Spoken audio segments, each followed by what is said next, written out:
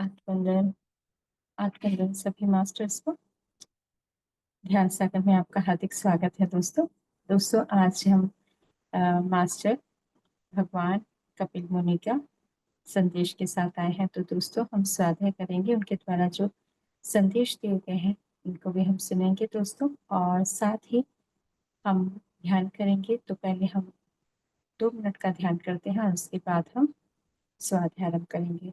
तो आइए सभी ध्यान की स्थिति में बैठते हैं, पैरों को क्रॉस कर लेंगे, हाथों को लॉक करते हैं, कोमलता से आंखों को बंद कर लेंगे। एक सुख आसन में बैठे दोस्तों, जो हमें सुखद अनुभूति दे, सुख की अनुभूति दे। स्वयं में प्रेम और प्रकाश महसूस करें और दिव्य सांसों से जुड़ जाएंगे, जो पूरी तरह से शांत करते थे।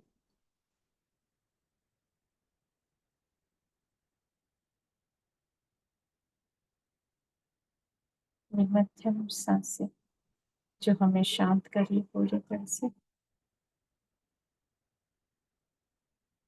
धन्यवाद करेंगे पिता माँ को, महाअवतार बाबा जी, नागलक्ष्मी माँ, माँ आदित्य शक्ति को नमन करेंगे। क्रिया युग के समस्त गुणों मंडली को नमन करते हैं। श्री गणेश जी को, रिद्धि सिद्धि माँ को नमन करेंगे। कार्तिक स्वामी, महादेव, पार्वती माँ को, वासुकी देव, नंदीश्वर माँ गंगा को कोटि कोटि नमन करेंगे। श्री विष्णु लक्ष्मी माँ को नमन करते हैं। श्री विष्णु भगवान की सभी अवतारों को कोटि कोटि नमन करेंगे। उनके दिव्य अवतार जो छठे अवतार हैं भगवान कपिल मुनि, उनको नमन करेंगे। उनकी दिव्य चेतना को हम आवाहन कर रहे हैं।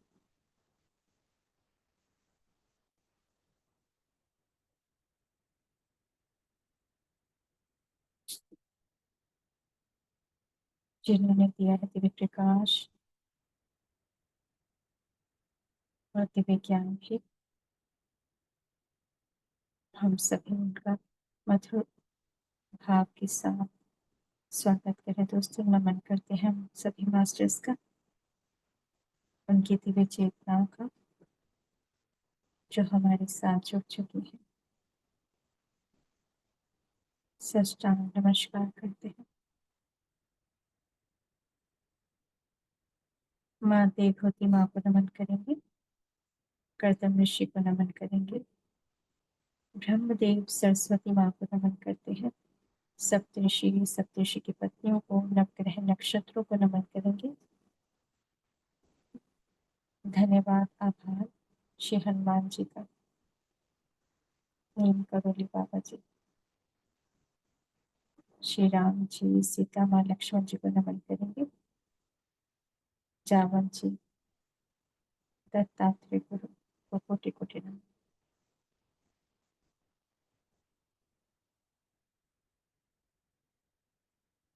हम सभी श्री विष्णु जी के दिव्य प्रकाश से जुड़ रहे हैं, जो हमारे ही भीतर है।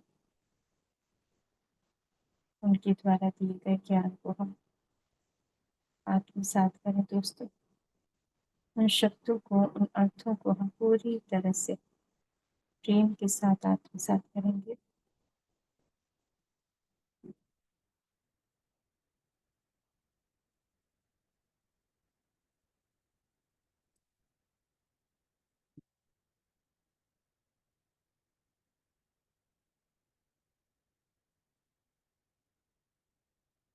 हमारी हर एक सांस दिव्य ज्ञान से जुड़ रही है दोस्तों।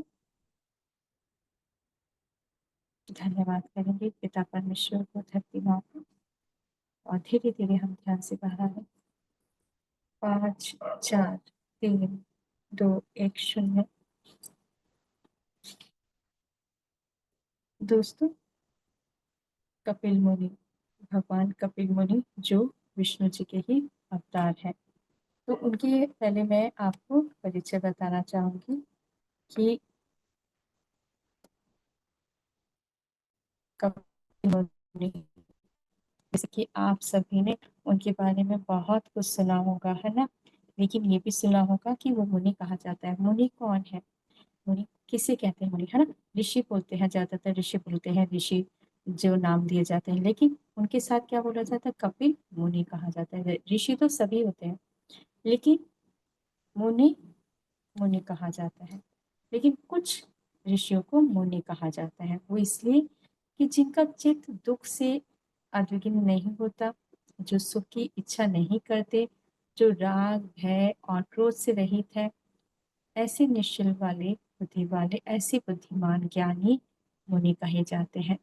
राग द्वेष रहित संतों साधुओं ऋषियों को मुनि कहा गया है। और कहा जाता है जो सुख में ज्यादा, मतलब आनंद सुख में ज्यादा खुश ना हो और दुख में दुखी ना हो, ऐसे भी ऐसे ऋषियों को, ऐसे योगियों को मुनि कहा जाता है।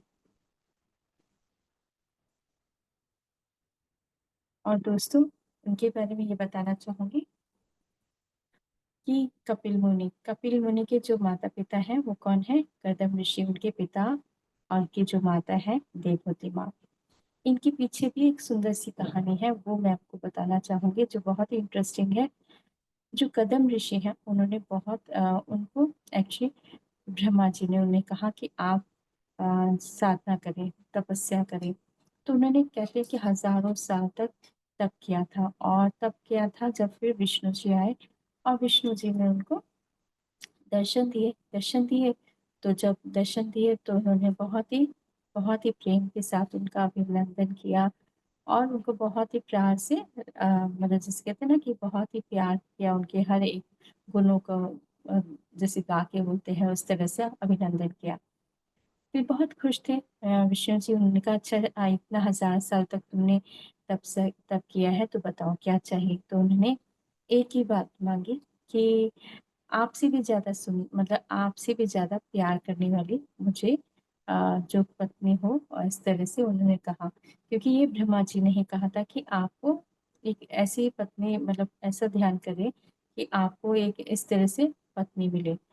तो क्योंकि उनके पीछे कारण था, उनके पीछे भी कारण था, इसलिए ये होना था, करना था।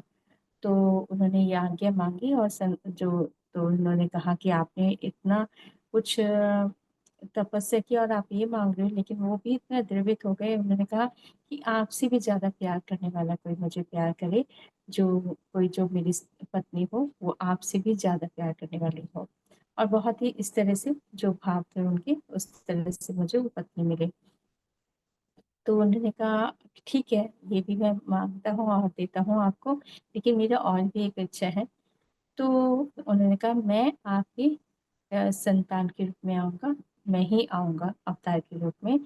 तो ये उन्होंने वरदान दिया, और फिर उसके बाद उनके जो जो कपिल जो कदम ऋषि हैं, उनके पास राजा मनु मनु आए। उनकी जो पुत्री थी वो थी देवहूति। तो ये तो ब्रह्मा जी ने और मास्टर्स ने बता ही दिया था।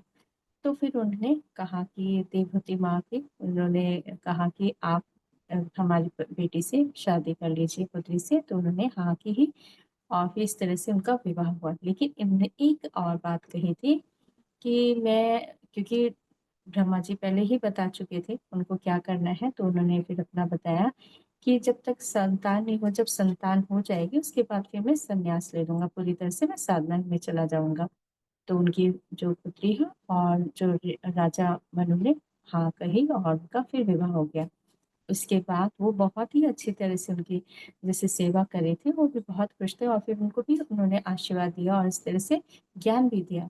और जब उनकी संतान हुई और उनकी 9 पुत्रियां हुई थी। 9 पुत्रियां कौन थी? जैसे एक अरुंधति माँ, अनसुईया माँ, तो बहुत सारे जो आपने सुने होंगे वो सभी उस समय के, क्योंकि कहा जाता है ये उस समय की बात है, जैसे कहते हैं ना कि आरंभ हो रहा था, कि उन्होंने कहा कि आपको इस तरह से करना है कि संतान लेनी है, करनी है, ताकि आगे और भी वो ज्ञान मिले, पहुंच सभी तक पहुंचे।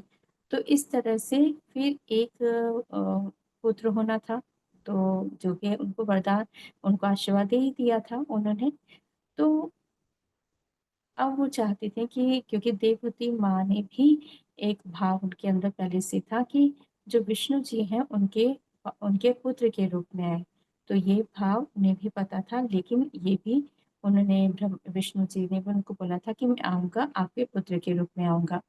और फिर उन्होंने एक पुत्र, फिर उनके पुत्र आए हुए, तो जो कि उनको ये बता भी दिया गया था कि जो इनका जो पुत्र होगा, जो पुत्र होंगे वो विष्णु जी होंगे, और वो ज्ञान सभी को सांख्य योग, है ना, जो सुना होगा आपने, सांख्य योग का ज्ञान देंगे सभी पूरे पूरे ब्रह्मांड को, विश्व को। और देवहूति माँ को भी वो ज्ञान देंगे, अपनी माता को वो ज्ञान देंगे। तो ये बात उनको पता थी। और फिर जैसे देवहूति माँ कहती कि आप तो चले जाएंगे साधना के लिए, लेकिन मैं फिर क्या करूंगी, क्योंकि मुझे नहीं समझ आ रहा कि मैं कैसे अपने आप को उस उन्नति में जाऊं, किस तरह से क्या करना है, मुझे मुझे ज्ञान कैसे मिलेगा, है ना। तो उन्होंने कहा नहीं, आप उसकी चिंता मत करिए, मुझे ज्ञात है कि हमारे आपके एक पुत्र होगा, हमारे एक पुत्र होगा, और वो कपिल मुनि होंगे जो आपको ज्ञान देंगे। इस तरह से जब उनके पुत्र हुआ तो उन्होंने जो कदम ऋषि है उनको प्रणाम किया, कपिल मुनि को, जब बाल रूप में। और फिर उनका परिक्रमा करके फिर वो मतलब उसके बाद उन्होंने कहा था कि मैं आपको, मतलब उनका स्वागत किया, बड़ी खुशी से उनका स्वागत किया। और उसके बाद जो उनकी पुत्रियां थी उनका विवाह किया, जिससे अरुंधति माँ का विवाह हुआ था ऋषि वशिष्ठ जी से, और अनसुईया माँ का हुआ था अत्रि ऋषि से, है ना। तो इस तरह से बहुत से जो उनकी 9 पुत्रियां थी उनका इस तरह से विवाह हुआ था।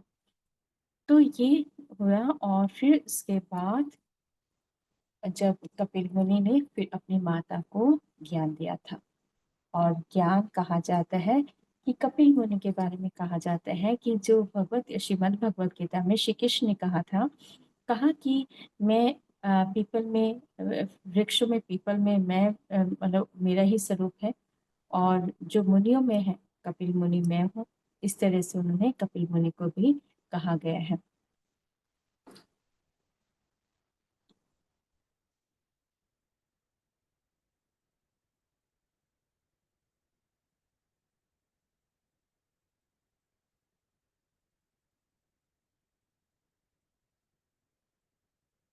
तो कपिल मुनि ने अपनी माता देवहूति को तत्व ज्ञान का उपदेश देते हुए दिए थे। यह मन ही मनुष्य के बंधन और मोक्ष का कारण होता है। मनुष्य को सभी ओर से अपने मन को खींचकर भगवान के स्वरूप में लगाना चाहिए। माता को भक्ति व सांख्य शास्त्र का उपदेश उपदेश दिया था उन्होंने।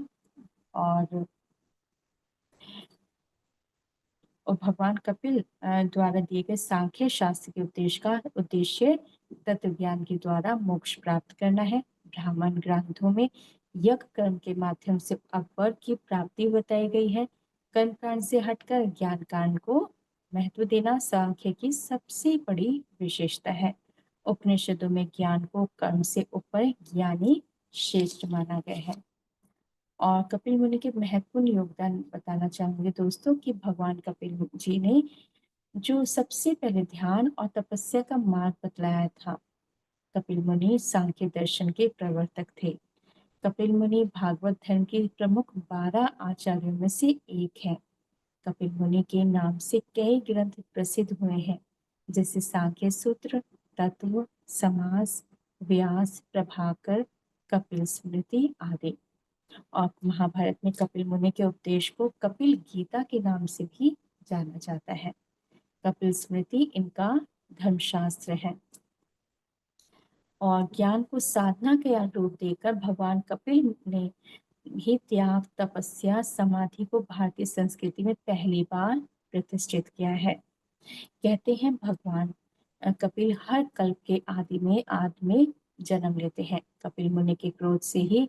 और एक और कहानी आपने सुनी होगी कि जब ये तब की बात है जब राजा सगर ने अश्वमेध यज्ञ किया था। और अश्वमेध यज्ञ किया तो उनके जो 60,000 पुत्र थे, तो उसमें क्या था कि वो जो राजा इंद्र ने उनका अश्वमेध यज्ञ का जो घोड़ा था वो अश्व कपिल मुनि के आश्रम में छोड़ाए थे। अब जब वहां पर उनको अपना अशुद्ध मिला तो उनको थोड़ा सा ऐसा लगा, संदेह हुआ कि ये कपिल मुनि ने अपने पास रखा है, तो ये युद्ध करने लगे। लेकिन तब वो कपिल मुनि तप करे थे, लेकिन वो क्रोध में जैसे उन्होंने अपनी आंखें खोली तो उनकी आंखों के तेज से ही 60,000 जो हजार पुत्र थे राजा सगर के, वो भस्म हो गए थे। लेकिन फिर उसके बाद ही क्या कहा कि फिर बताया गया कि माँ गंगा ही आएंगी और इन पितरों की ही मुक्ति दे मिलेगी। उसके बाद ही फिर राजा सगर के जो पुत्र हुए, उनके जो वंशज हुए, उन्होंने बहुत तप किया, लेकिन बाद में राजा भागीरथ जी ने खूब तपस्या की। बहुत तपस्या करने के बाद ही माँ गंगा का अवतरण हुआ था। और उसके बाद ही राजा सागर जब वहां पर गंगा सागर में उन्होंने, कहते हैं कि वहां पर उन्होंने तप किया और वहीं पर कहते हैं कि वहां पर ही उनका स्थान भी है।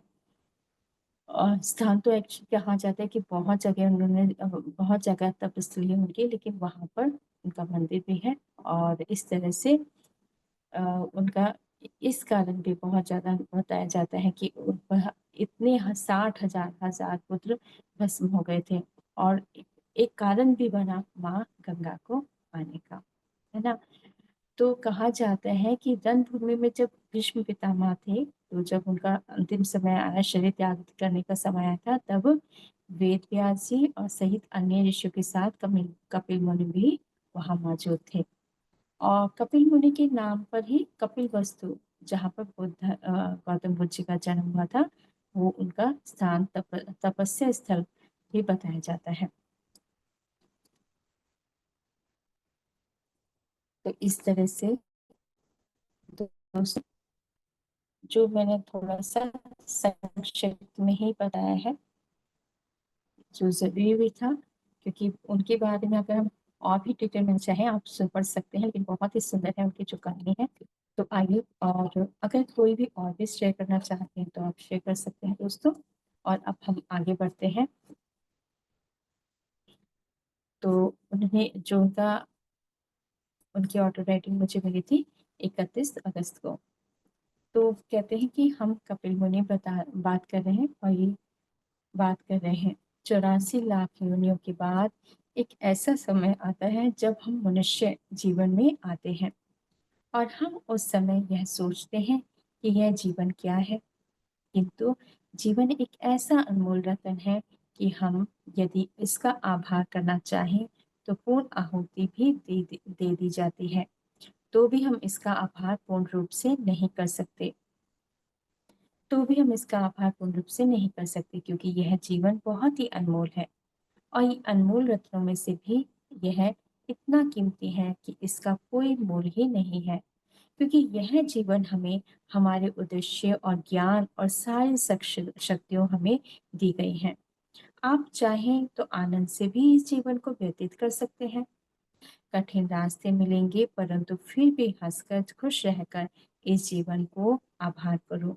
तो कितना सुंदर बता रहे हैं कि चाहे हमें कितना भी मुश्किल हो, लेकिन हमें हमारा जो जीवन है बहुत अनमोल है।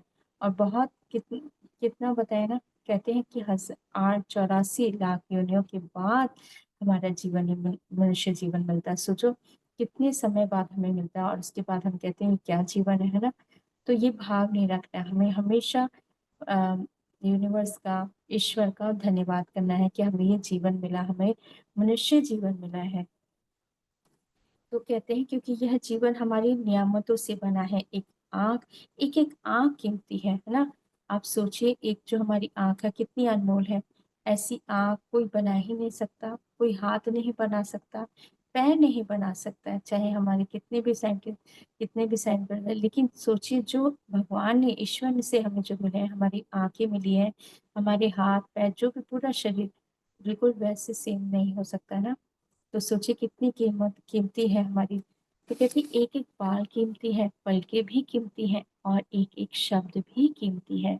तो क्या कह रहे हैं कि हमारे एक एक शब्द भी कीमती है, और उन्हीं में से एक शब्द है धन्यवाद और दूसरा है आभार। तो हमें क्या करना है कि जो हमें जो मिल रहा है उसको धन्यवाद करें, उसका आभार करें। जो तुम्हें स्वीकार होता है तभी ये शब्द हृदय से, आत्मा से निकलते हैं।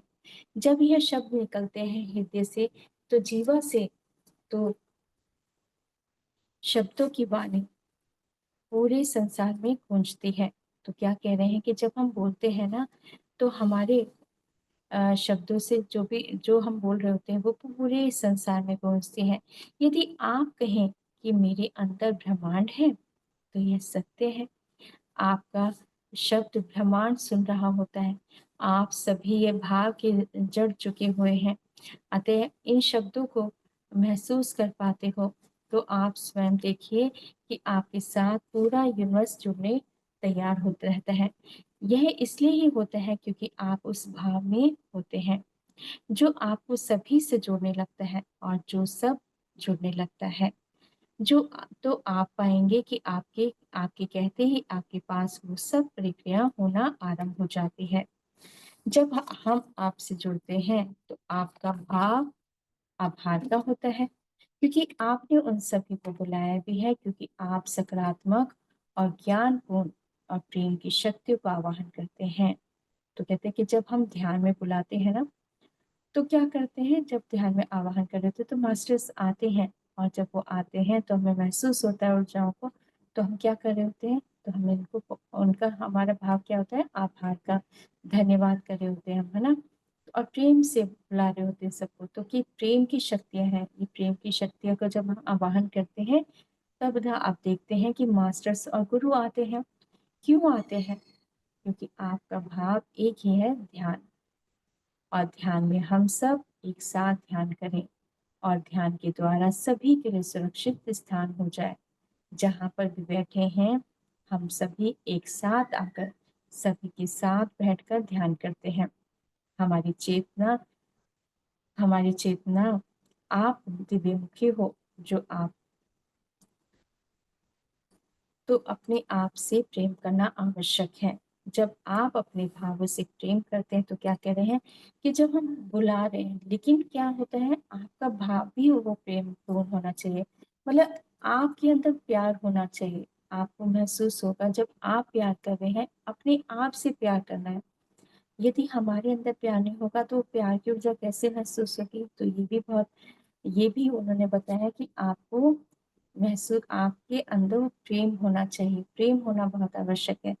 तो कहते हैं कि जब आप अपने भाव में से प्रेम करते हैं, और वह प्रेम निष्काम भाव सेवा से आप अपनी ऊर्जा देते हो, तो आपकी चेतना का विस्तार होता है।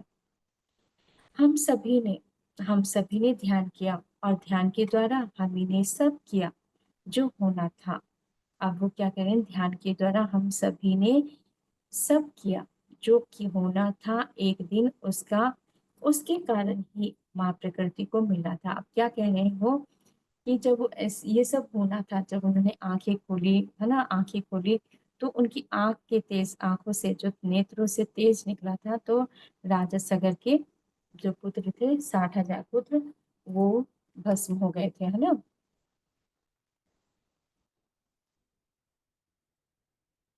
तो ये भी कारण था। अगर ऐसा ना होता तो उसके लिए फिर कोई फिर से दोबारा सोचते ही नहीं, ऐसा होता ही नहीं। चाहते सब थे माँ गंगा को लाना, लेकिन कारण बना, वो कारण बहुत बड़ा बना। और उसके बाद ही उनके वंश सभी राजा सागर के सभी, मतलब बाद में फिर उनके वंशज ने उनको तप किया था। तो कह रहे हैं कि माँ गंगा को प्राप्त जीवन जीवन जो देना था हम सभी के पितरों को मुक्ति, ये मुक्ति उन बंधनों से कर रही थी जो जीवन को असहाय समझे थे। माँ गंगा ने उन सभी असहाय समझने वाली आत्माओं को माँ गंगा ने तारा था। तो क्या कह रहे हैं कि बहुत सारी ऐसी आत्माएं थी जो असहाय थे, जिनको मुक्ति नहीं मिल रही थी। तो जैसे राजा सगर के जो पुत्र थे वो 60,000 थे, इतने 60,000, है ना। इसी प्रकार से और भी आत्माएं थी जो मुक्ति चाहती थी। तो उनके कारण ये भी हो गया था कि माँ गंगा को वो हम धरती पर लेकर आए। तो कहते हैं जो भीगे हुए पलकों से जब माँ कह पुकारते हैं, तब माँ गंगा आती हैं और ले जाती हैं उन सभी को उन द्वार में जो रहना चाहते हैं, उस द्वार जहाँ मुक्ति मिल जाती है। तो माँ का जब कोई आवाहन करता है माँ गंगा का, तो माँ गंगा आती हैं और मुक्ति देती हैं। भीम ना समझो ने वे वेद व्यास जी द्वारा लिखित श्रीमद् भगवत गीता में जो संदेश है, श्री कृष्ण की वो वाणी है। श्री कृष्ण की जो आत्मा को तृप्त कर देती है, जो मुक्ति करती है। उन विचारों को जो रोक रहे थे, उन आत्माओं को हम सभी ने देखा है कि आभार करते हैं, मन में संतोष आ जाता है। मन में व्यथा नहीं, एक कथा होती है जो जीवन मिली है, उसको धन्यवाद करो। हम सभी में यही, यदि कोई संदेह है, संदेह है, मगर फिर भी आप धन्यवाद करते हैं और विश्वास करते हैं कि मेरे जीवन में एक सुंदर परिवर्तन हो रहा है, तो आप देखेंगे कि परिवर्तन होना आरंभ हो जाता है। तो कहते कि और इसके साथ है ये, आप यह भी देखेंगे कि ईश्वर दिव्य पुरस्कार ही देता है, उनकी से उपहार ही मिलेंगे, ये भाव रखोगे। तो कहते हैं आप यदि ये भाव रखोगे कि मुझे ईश्वर से उपहार ही मिलेगा, तो वो उपहार मिलने ही लगते हैं।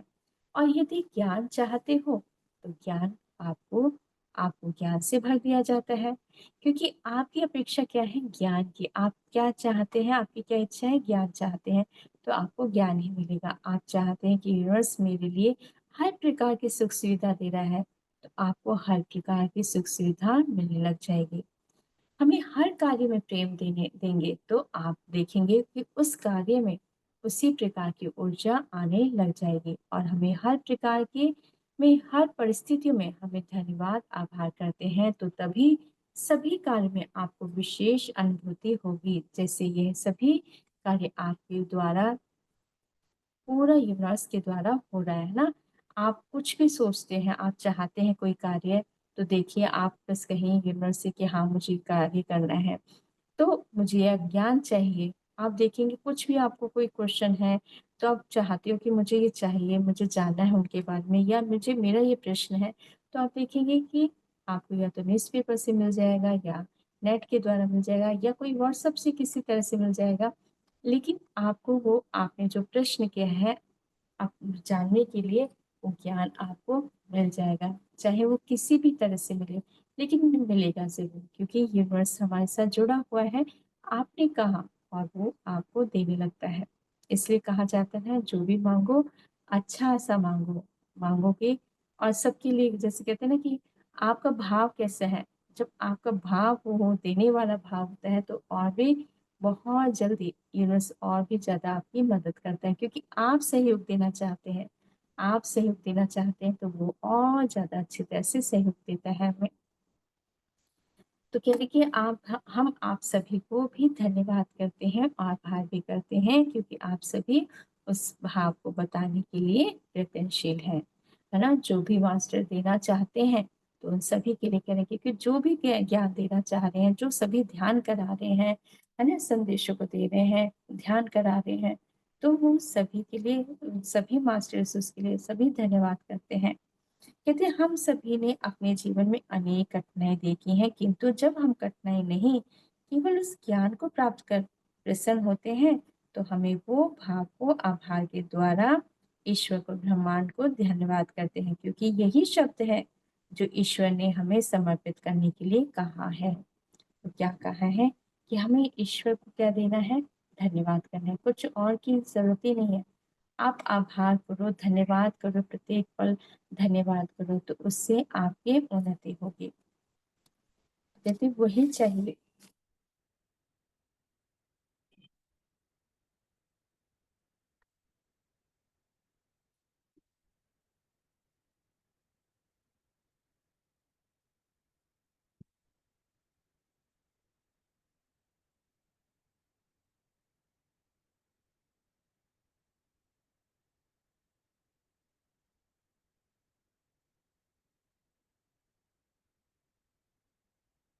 तो आइए दोस्तों, अब हम ध्यान करेंगे।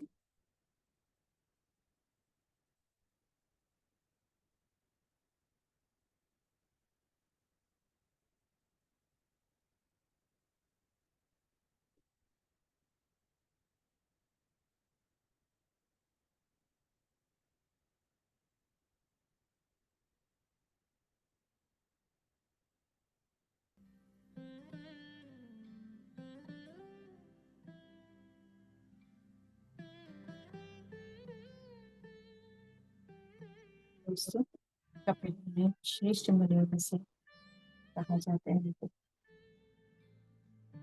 तो दोस्तों, हम उनके संदेशों को धन्यवाद करेंगे, आभार करेंगे, कोटि कोटि नमन करते हैं भगवान कपिल मुनि को। उनके द्वारा दिए गए सभी संदेशों को धन्यवाद आभार करेंगे और हम सभी अब ध्यान की स्थिति में बैठे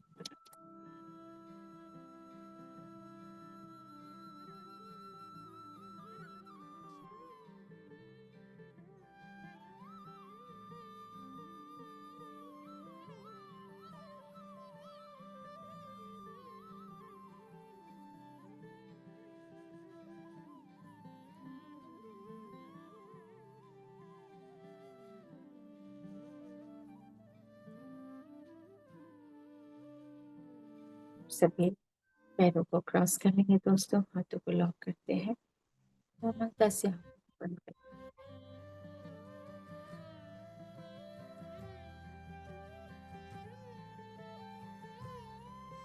हैं। माँ को नमन करेंगे, महाप्रता बचे नाग लक्ष्मी माँ आदित्य शक्ति को नमन। भगवान कपिल मुनि को नमन करेंगे, धन्यवाद उनके द्वारा दिए गए संदेशों को नमन करते हैं। आचार्य विनोद जी को नमन करते हैं, उनकी दिव्य चेतना हमारे साथ जुड़ेगी।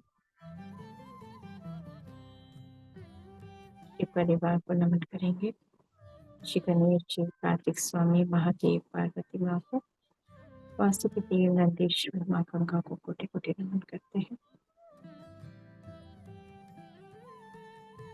अर्धनारीश्वर के रूप को नमन करेंगे दोस्तों, माँ गंगा को नमन करते हैं।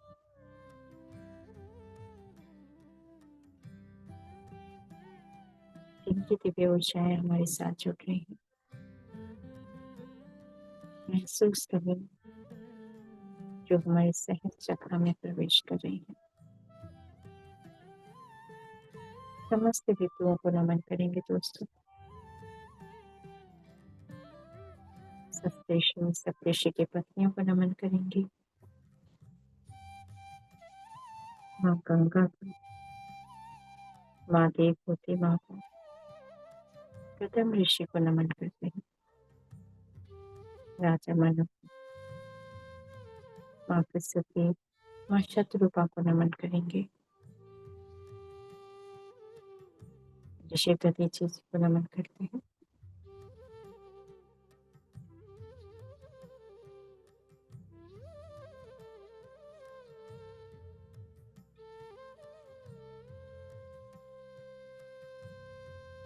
विष्णु हरि के समस्त स्वरूपों को, समस्त अवतारों को नमन करते हैं, धन्यवाद आभार करेंगे।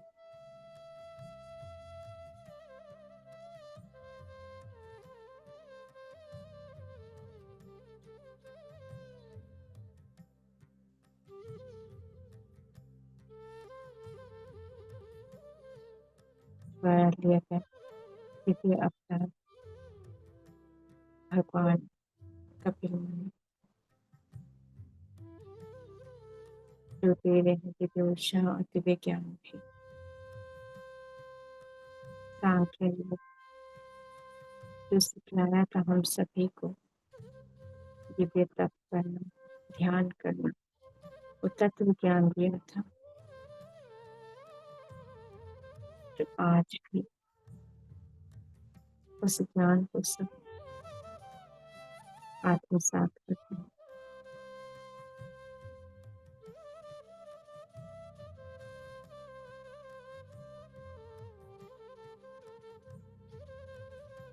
हर पल के अंत में कपिल मुनि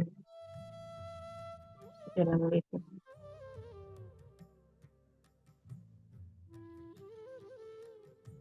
कार्य हेतु, अपने उद्देश्य हेतु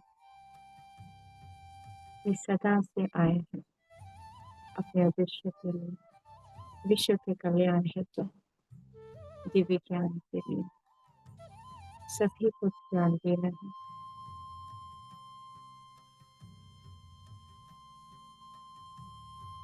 इस भाव को हम नमन करेंगे दोस्तों।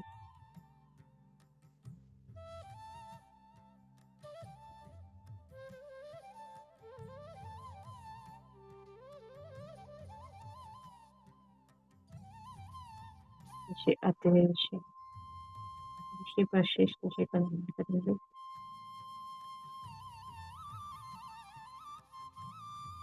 अगस्त्य मुनि को नमन करते हैं।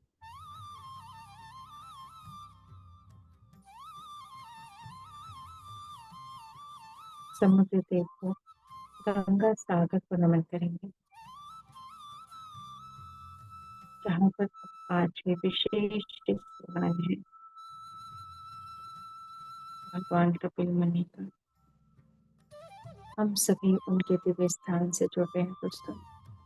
गंगा सागर के इस दिव्य तट पर हम सभी ध्यान कर रहे हैं। वो दिव्य स्थान है जहाँ पर सभी राजा सगर के सभी पुत्रों को मुक्ति मिली थी।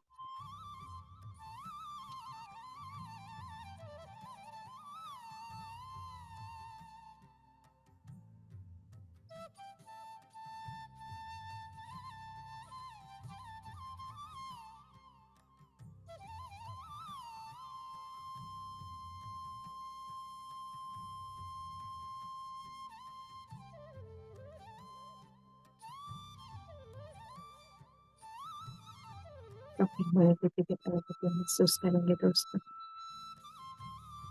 उनकी दिव्य ऊर्जाओं को, जो दिव्य ज्ञान और दिव्य ऊर्जाएं प्रकाश दे रहे हैं। समुद्र देव को नमन करेंगे, गंगा सागर को नमन करते हैं।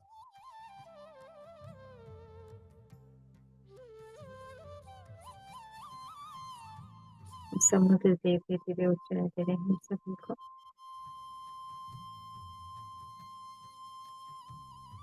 अपने श्वास से जुड़े रहेंगे दोस्तों।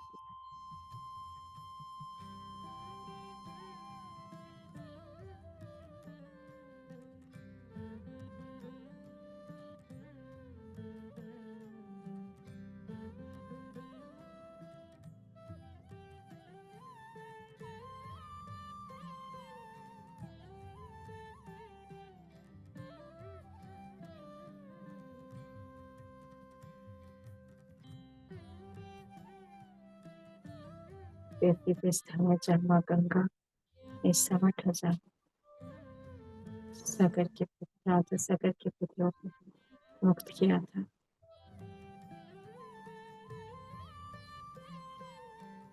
नमन करेंगे माँ गंगा को।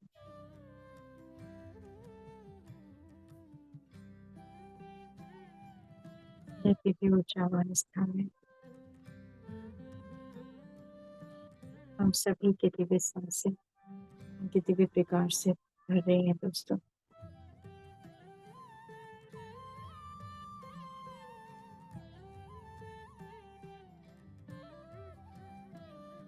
आते हुए सांस बचाते हैं।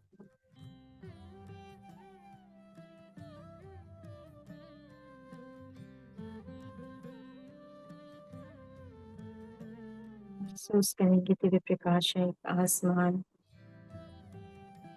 नीला खुला और सागर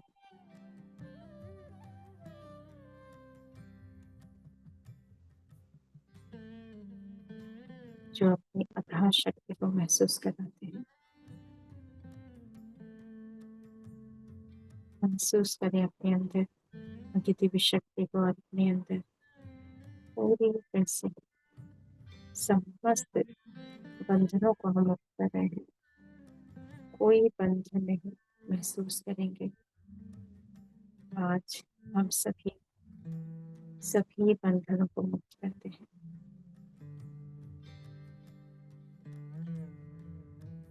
आज दोस्तों पितृपक्ष में हमारे दिव्य दिवस है, जो हमारे पितृ देवताएं भी मुक्ति चाहते हैं। हम सभी अपने पितृ देवताओं को आह्वान कर रहे हैं।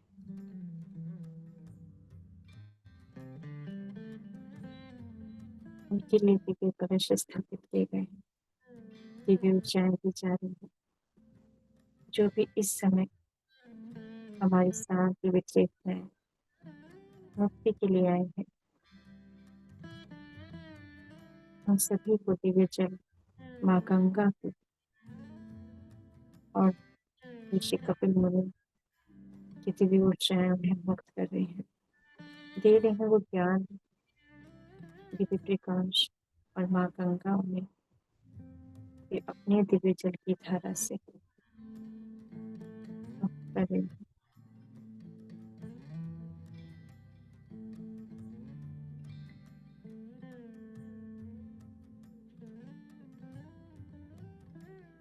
मन करेंगे स्तुति स्थान को, गंगा सागर को।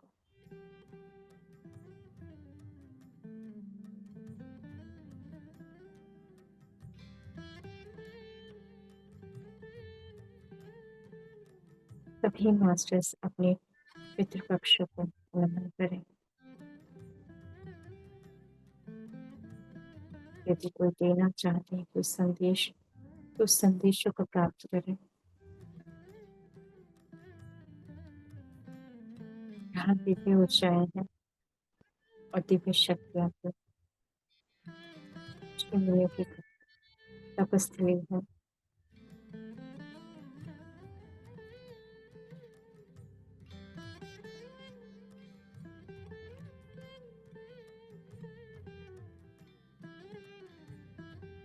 हम सभी दिव्य ऊर्जाओं से जुड़े हुए हैं दोस्तों।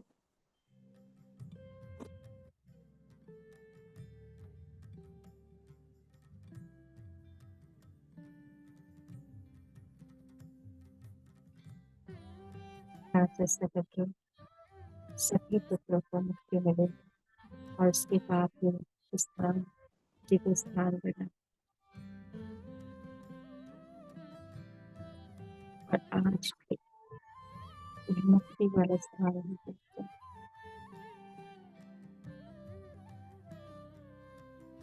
माँ मुक्ति दायिनी है जो मुक्त करती है सभी बंधनों से।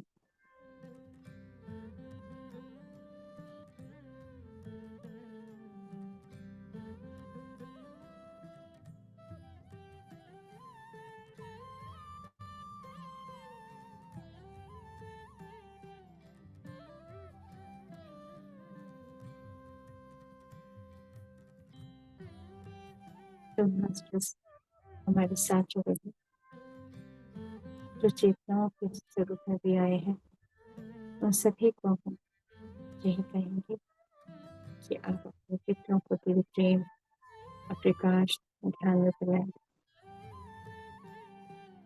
प्रेम दें उनको, धन्यवाद करें उनको, आभार करें उनको।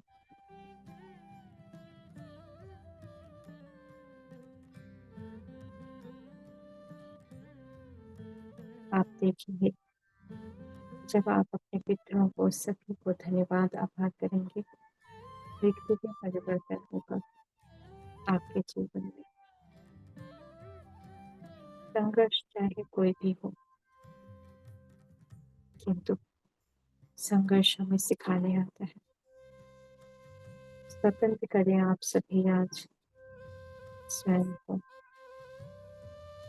ये प्रतिपल बहुत सुंदर है, हर पल को हमें आनंद से, धन्यवाद, आभार से आभार देना, भर देना है आभार से।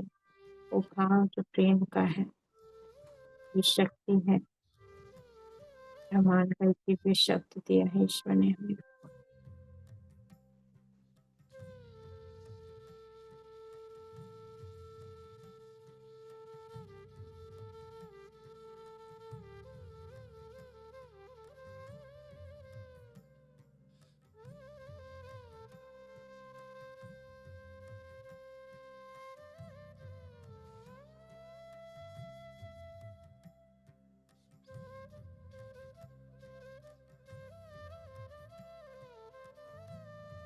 रहेंगे आगे चक्र में महसूस करेंगे दिव्य रोशनी को,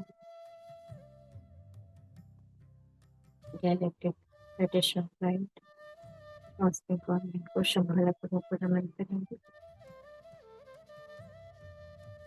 श्री कृष्ण को नमन करते हैं। श्रीमद् भगवद गीता को नमन करते हैं।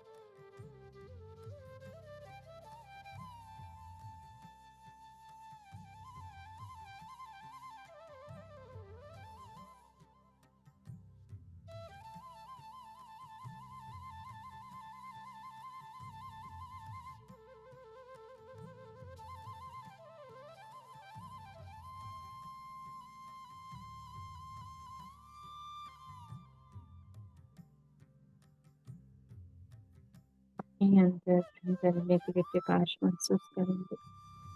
ये दिव्य शक्ति है जो हमारे अंदर प्रवेश करेगी। माँ अरुंधति को नमन करेंगे। माँ असूया को, उनके दिव्य प्रकाश को महसूस करें दोस्तों। माँ देवहूति माँ को नमन करते हैं। उनकी दिव्य शक्तियों को नमन करेंगे दोस्तों। वो दिव्य प्रेम को जो सात्विकता से पूर्ण, दिव्यता से पूर्ण है माँ देवहूति में।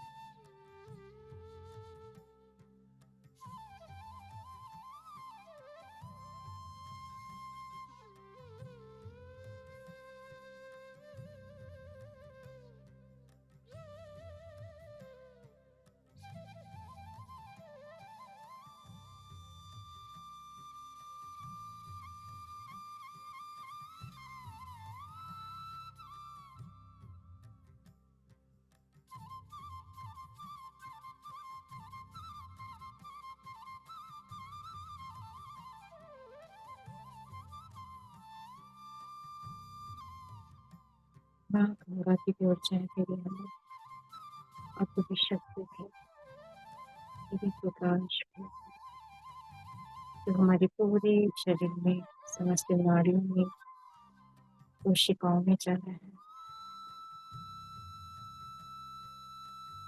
हमारे 7 लाख लोग के दिव्य जय करें।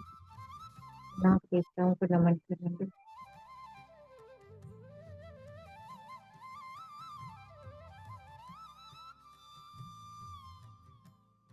हमारे साथ गुप्त काशी की दिव्य ऊर्जाएं भी जुड़ी है। माँ लक्ष्मी, माँ सरस्वती, माँ पार्वती को नमन करेंगे। माँ शत्रुपा को, माँ सती को, माँ देवहूति माँ को नमन करते हैं।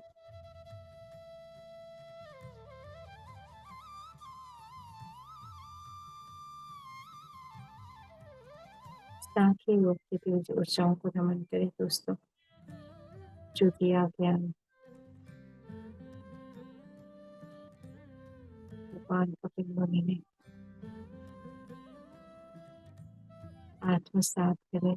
उनके द्वारा दिया गया ज्ञान जो हमारे जीवन को सुंदर भाव के साथ उस उन्नत अवस्था में लेकर जा रहा है,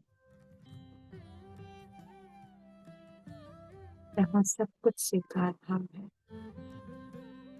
कोई मोह नहीं है, कोई माया नहीं, केवल स्वीकार करते हुए,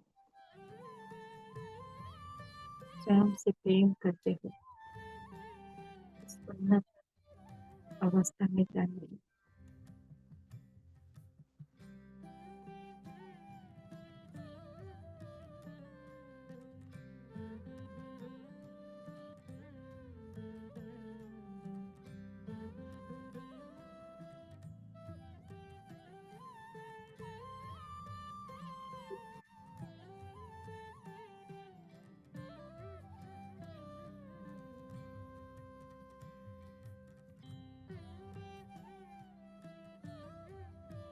लक्ष्य आपका इंतजार करता है दोस्तों। यदि आपने कोई लक्ष्य तय किया है, उस लक्ष्य से प्रेम करो, धन्यवाद करो लक्ष्य का, उद्देश्य का। फिर देखो आपके हर उद्देश्य यूनिवर्स आपकी मदद करता है। प्रत्येक पल धन्यवाद करो तो हर कार्य में सफलता मिलेगी। संकोच नहीं करना है, विश्वास करना है स्वयं पर, क्योंकि स्वयं में ही ईश्वर है। अपने अंदर समस्त ब्रह्मांड को महसूस करो। हर कण कण में विश्वास करो ईश्वर है और आपके अंदर भी।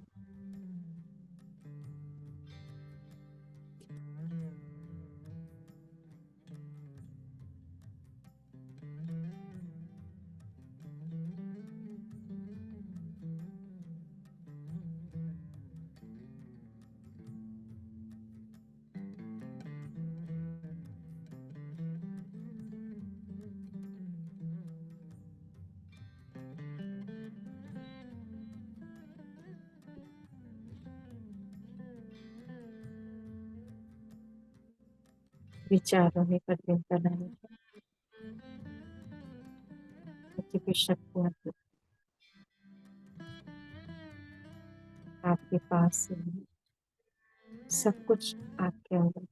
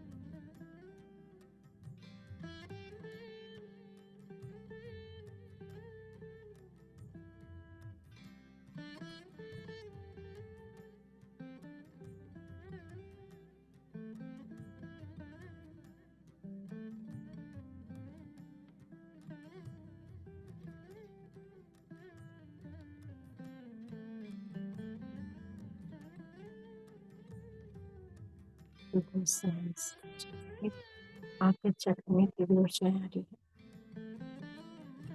दिव्य शक्ति है, दिव्य ज्ञान है। आत्मसात करें दोस्तों।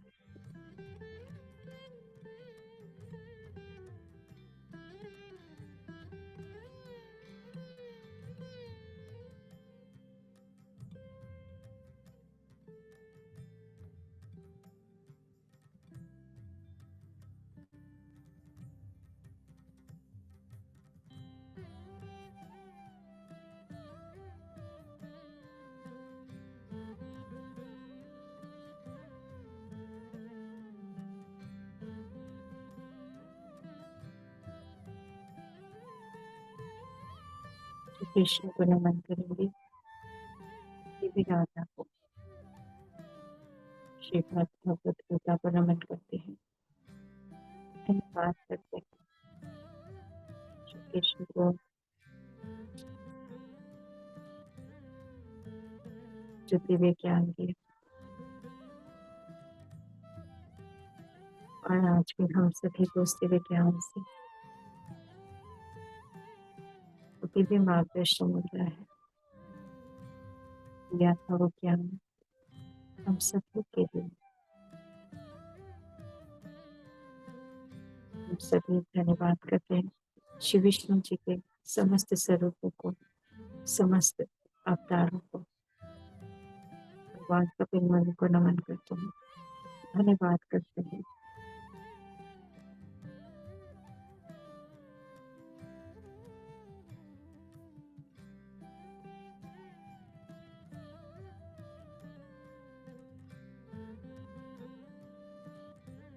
सप्तऋषि सप्तऋषि की पत्नी को नमन करेंगे।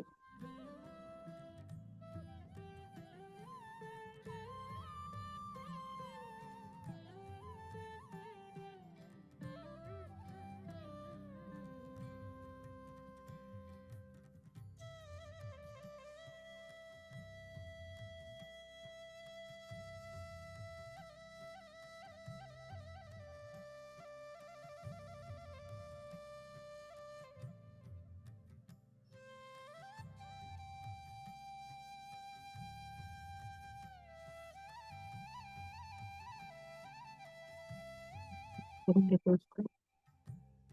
आज के ध्यान अभ्यास में माँ गंगा को कोटि नमन करेंगे, समुद्र देव को नमन करेंगे, गंगा सागर को नमन करते हैं, माँ काली को नमन करते हैं, श्री राम कृष्ण परमहंस जी को नमन।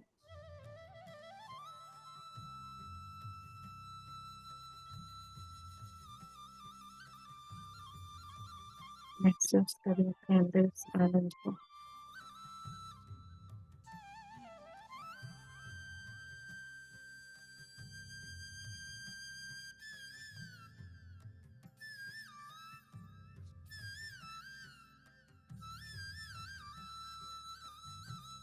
इस परमानंद को महसूस करें, इस आनंद को जो दिव्य ऊंचाई आ रही है, हमारी कण कण में आ रही है। ये दिव्य शक्ति है, दिव्य करुणा है।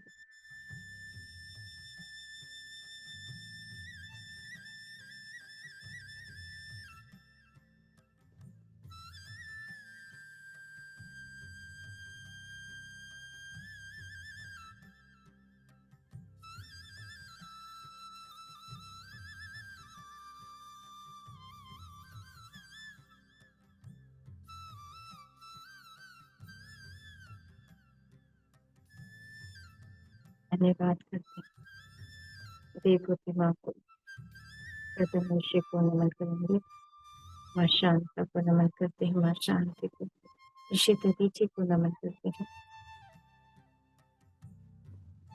श्री हनुमान जी को नमन करेंगे।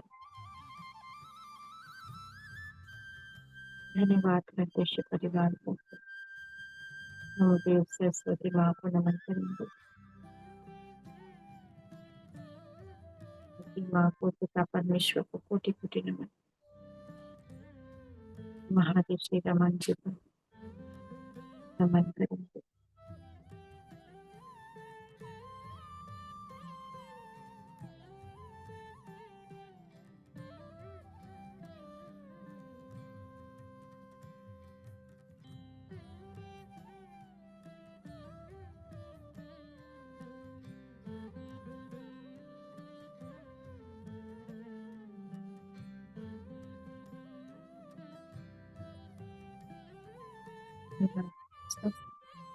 आज के ध्यान और ज्ञान के लिए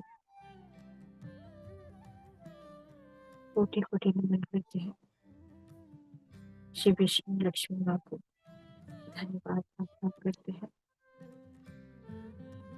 अपने पितृ देवताओं को नमन करेंगे, जो दिव्य ऊंचाई दी गई उन सभी मास्टर्स, दिव्य चेतनाएं जुड़ी, उन सभी को दिव्य ऊंचाई दी गई है। काश तत्व से पृथ्वी तत्व, जल तत्व, माँ गंगा, दिव्य चलती धारा आत्मा को तृप्त कर देती है और मुक्त कर देती है।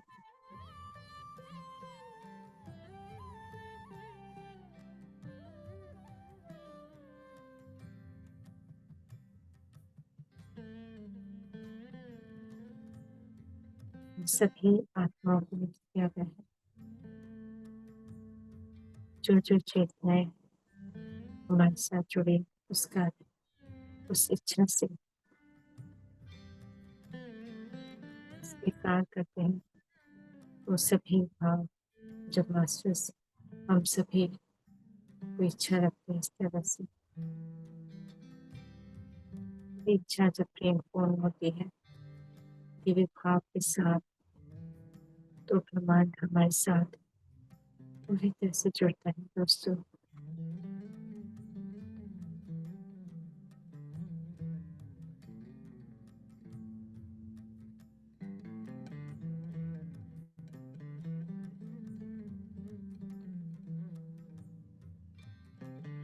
धीरे धीरे हम से बाहर आए। अपने हाथों को आंखों पर रखते हैं। 5 4 3 2 1। धन्यवाद दोस्तों। जो मास्टर ध्यान से बाहर आ चुके हैं वो पानी पी लेंगे।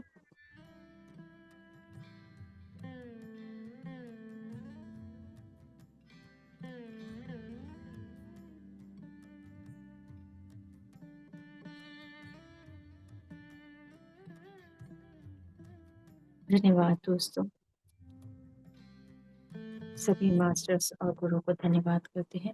पितामह को, महाअवतार बाबा जी, नागलक्ष्मी माँ, आदित्य शक्ति को नमन। शिव भगवान कपिल मुनि को कोटि कोटि नमन करते हैं, धन्यवाद करते हैं। श्री विष्णु हरि को, उनके दिव्य स्वरूप को कोटि कोटि नमन। ब्रह्मदेव सरस्वती माँ को, माँ देवभूति माँ को, ऋषि कदम को नमन करते हैं दोस्तों। धन्यवाद आज के ध्यान और ज्ञान के लिए। धन्यवाद करते हैं माँ गंगा को और अपने सभी पितृ देवताओं को धन्यवाद करें दोस्तों। धन्यवाद, धन्यवाद, धन्यवाद। स्वीकार करें उनके दिव्य प्रेम को, जो हमारे पितृ देवता भी हमें देने आते हैं। उस भाव को महसूस करेंगे। ये दिव्य भाव, ये दिव्य स्थिति है हम सभी की। जब हम ध्यान में होते हैं तो वो शुद्धता का भाव है और ये दिव्य प्रकाश पूरे विश्व तक जाता है।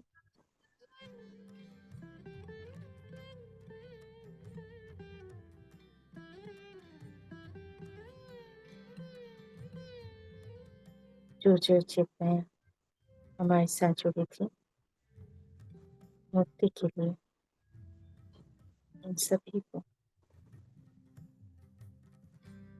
दिव्य ऊर्जाएं दी गई हैं। प्रोसेस हुआ है उन सभी आत्माओं के लिए।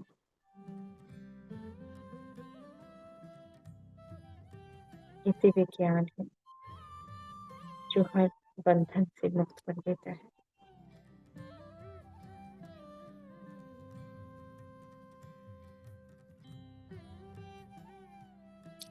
श्रीमद भगवद गीता को नमन करेंगे दोस्तों और कपिल मुनि द्वारा लिखे गए 7 योग को, उनके द्वारा दिया गया समस्त जो ज्ञान दिया सबके लिए, साधना के लिए, प्रत्येक ज्ञान के लिए हम धन्यवाद करेंगे, आभार करेंगे उन सभी मास्टर्स का।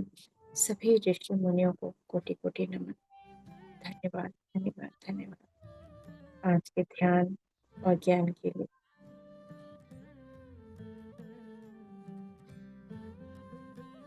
धन्यवाद दोस्तों, शुभ रात्रि।